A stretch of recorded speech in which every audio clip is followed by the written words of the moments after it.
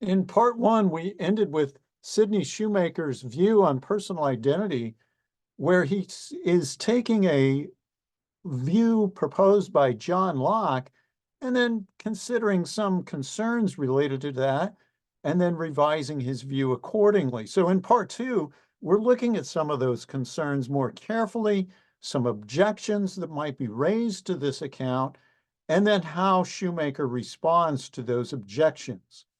So there are three main objections to Shoemaker's view, and it's plausibly called the neo-Lockean view. He clearly credits John Locke with the seminal ideas, but he's integrating some of his own as well, of course. First, there's the circularity objection, the concern that you're presuming personal identity when you're talking about memory. Then there's the amnesia objection, where if we're focused in on memory, then what happens with amnesia? And then finally, a duplication objection, and we'll get into the details of how that might occur when we address that objection. So first, the circularity objection. This is from Bishop Butler. The very idea of having memories from the inside, and that's an important aspect of this view, presupposes personal identity. And therefore, it cannot constitute it. This is not something you can say constitutes personal identity because you have to presuppose personal identity in order to talk about having memories from the inside. So PI is not definable in terms of memory. It actually seems to be the other way around. We define memory in terms of personal identity. And there is no memory unless we assume that we have personal identity. Otherwise, it's a false memory, not a true memory. It's like a counterfeit. It's an implanted memory, possibly. Now, there are several examples of implanted memories in literature and science fiction. We'll focus in on one, the idea that you could go to a vacation memory store and plug yourself into a machine, and they'll give you a memory of a great vacation that you want to have, but you can't afford. And so this is the premise of a movie called Total Recall, made originally with Arnold Schwarzenegger in a revised version with Colin Farrell. And maybe by the time you're watching this, there'll be a sequel to that with somebody else. False memories is a problem here because they could have a causal connection to the events, but not be true memories. So let's consider how this might work. In particular, with the movie Total Recall, there's the idea that you implant memories based on stories that are submitted from people who have traveled to Mars.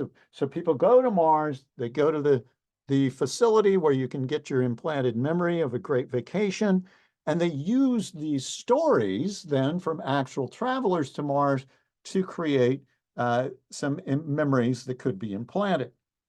Now, one of those stories, somebody might have gone to Mars, but then they've started to forget the details and they just don't remember it well enough. So they want to go to the Total Recall place where they can have some implanted memories of a trip to Mars. Now, suppose one of the stories that was submitted to the Total Recall that's going to get instilled into this person is the very person who submitted that story, but they had amnesia regarding their trip to Mars. And so it's an implanted memory. It's a false memory because it's implanted, and yet it's based on their actually experience in visiting Mars.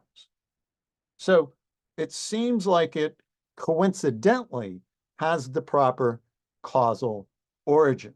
So I hope you followed that, right? It's an implanted memory. It's not a real memory because it's implanted by this machine, but it has a causal history that actually goes back to the subject's experiences on Mars, even though the subject has forgotten those. So simply stated, it seems that we need to define memories, making sure that we do not assume personal identity. So how do we do that?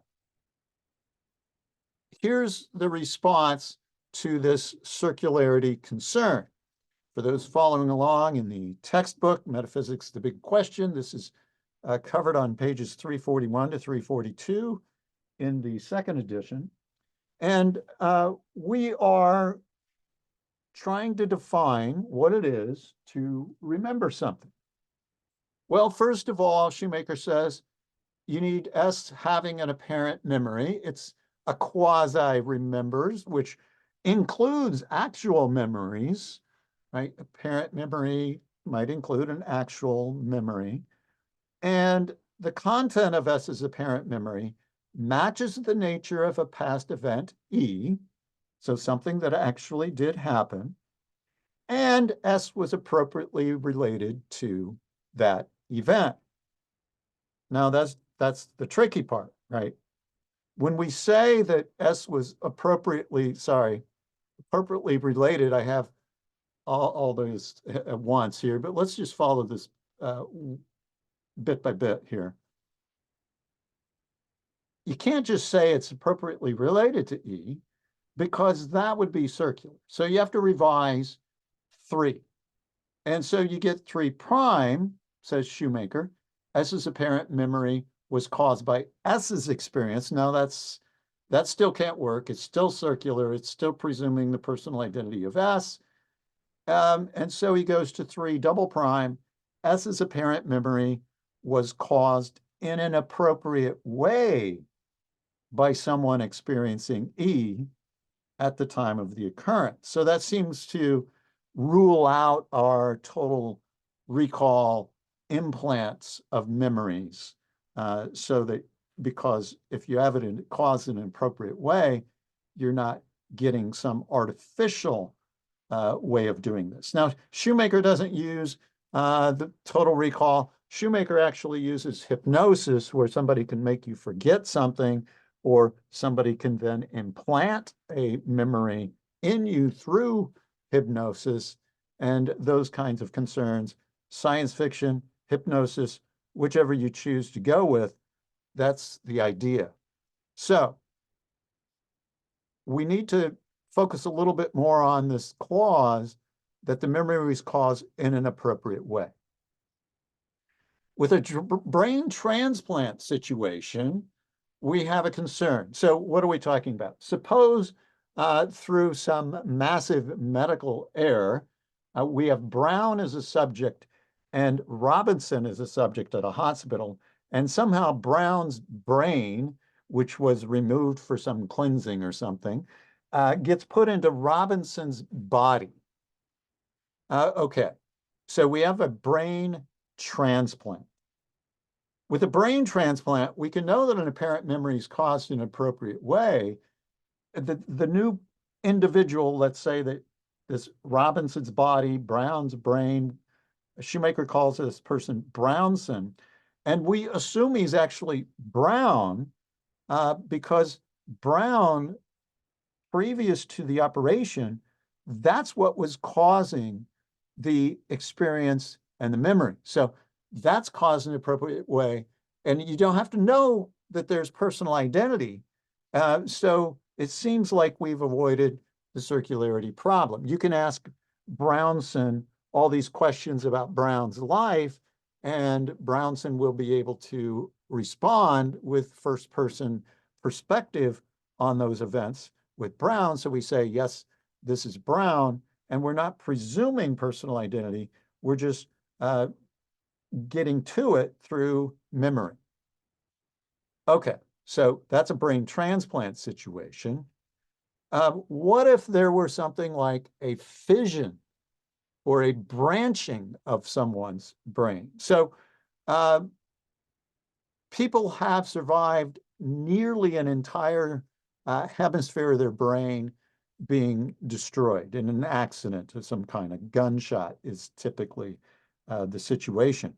But what if you could take one half of a person's brain and put it in one body, and the other half of the person's brain and put it in another body, and they both have memories that can trace back to that original person.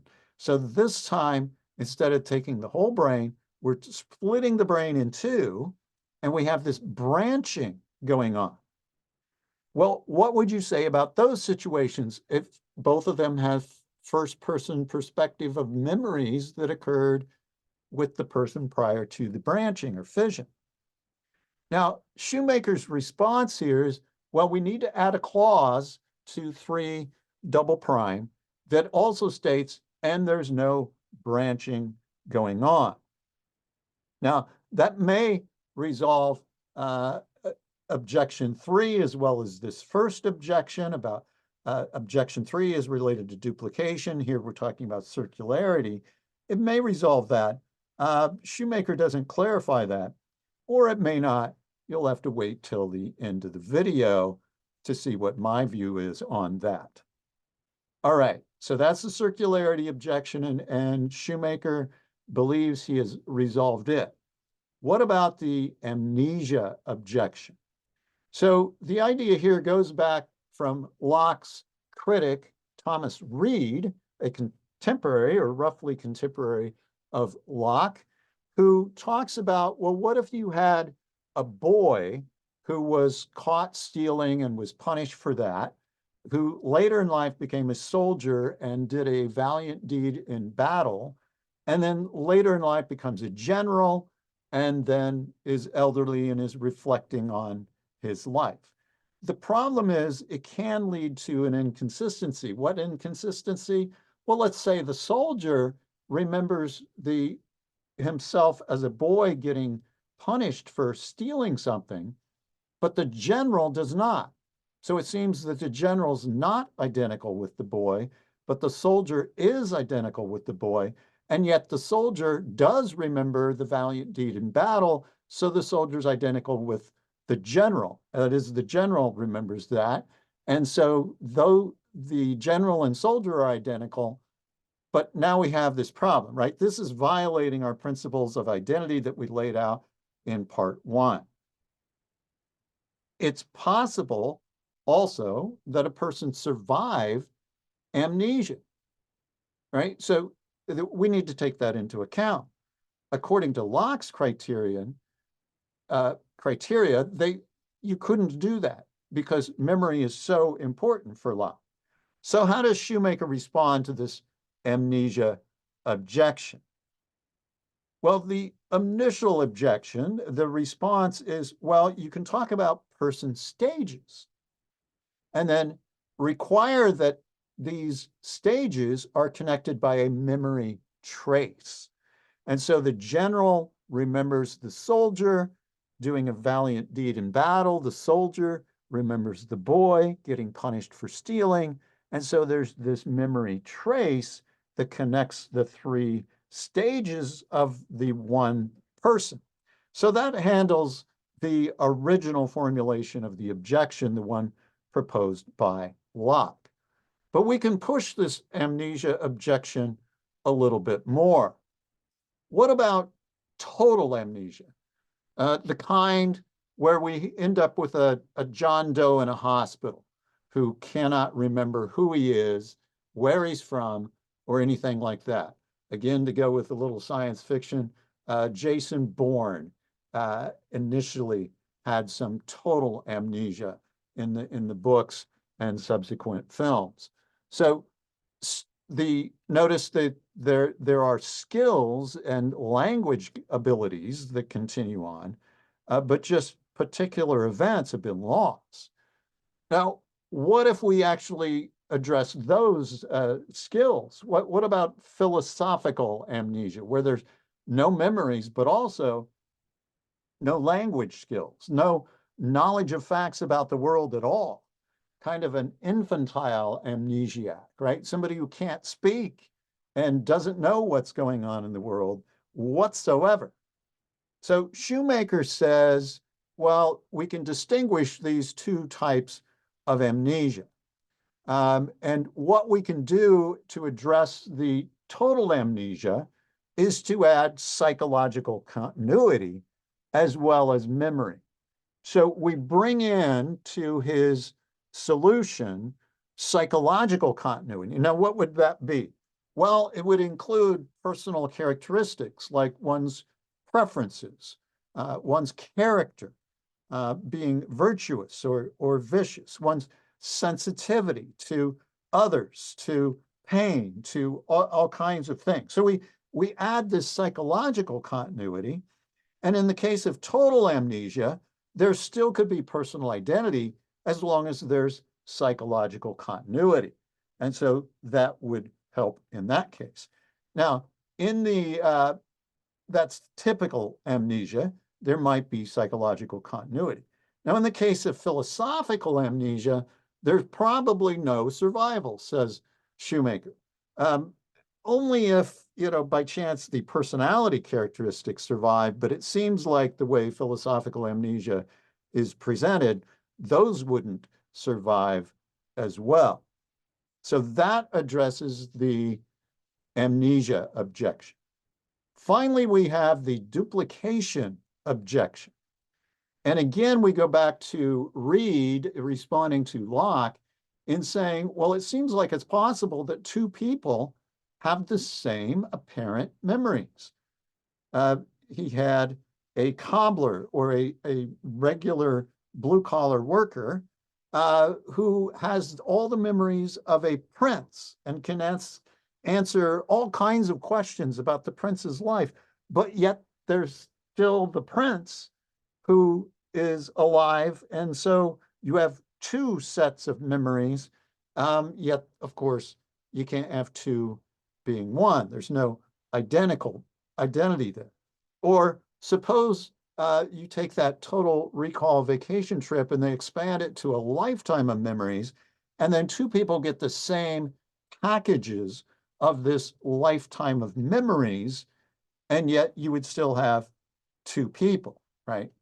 Now, Shoemaker's response is, well, you need to add those clauses. We have already talked about adding a clause about non-branching. You also add a clause about non-duplication to the criteria. So we rule out those cases, and that will rule out identity. Okay, so let's tie this all together, and let's get to Shoemaker's final position.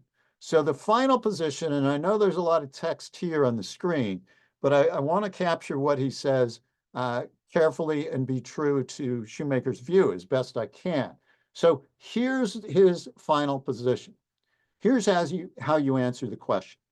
The person P2 at T2 has psychological continuity with the person P1 at T1. That's how we know that we are that we have identity over time.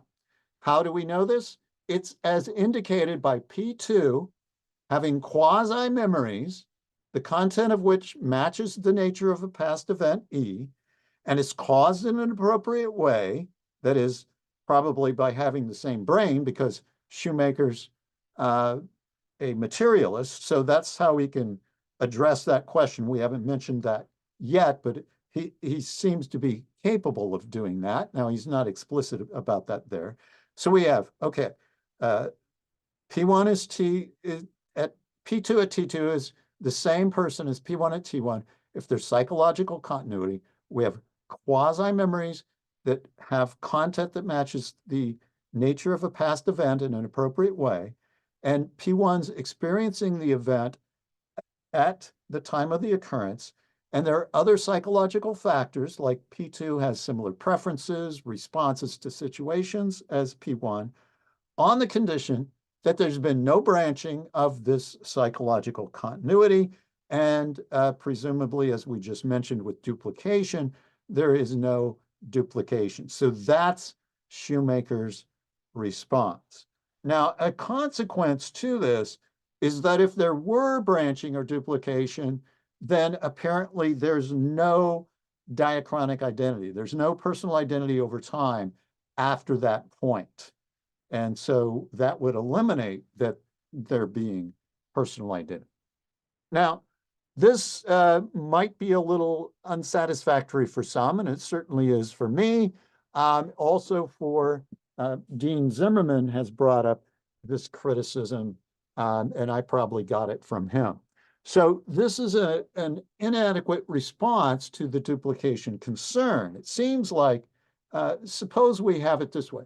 Suppose, again, we go back to this idea of a branching. Now, you can survive the loss of a brain hemisphere, it seems. Again, there are examples of people surviving a significant, major damage to one hemisphere. And you could still meet the criteria that Shoemaker lays out, right? You're the same person when you do that. But then, what's significantly different between surviving the loss of a brain hemisphere and maintaining that memory and psychological continuity, and continuing as one half of a successful fission operation? What's the significant difference there? It doesn't seem like there is none, right? There's none that you can identify, but according to Shoemaker, you survive the one where there's no branching, but you don't survive the other, even though it's the same situation. And that's kind of leaves us with an unsatisfactory situation. It seems to be inexplicable on Shoemaker's view.